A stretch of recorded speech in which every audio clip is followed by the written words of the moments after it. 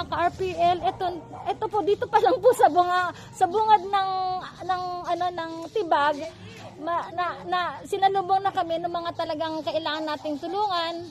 Ayan, si ate, ano pangalan mo, te?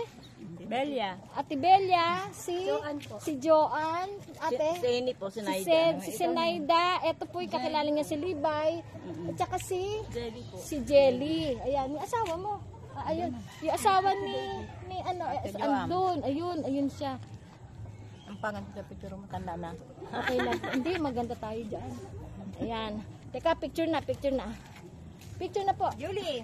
Ate, sama ka na, te. Te, sama ka na. Habog tayo, te. Sama ka na, te. Ayan. Ayan. Kaya pa po sinasama? Bye-bye! Second batch na po to. Dito pa lang sa daanan ng papuntang Tibag. May na-interview na po kami. Sige po. Ito na ulit po sa pinaka fourth batch or third batch. Yan sila nanay. Ano pong pangalan niyo po? Sabihin niyo po. Naida de Jesus Lourdes. Ayan, at saka si Ate Luisa. Ito yung mga nadagdag po ngayon na member po ng RPL. Ayan. Bye-bye. Thank you po. Thank you. Ayan po.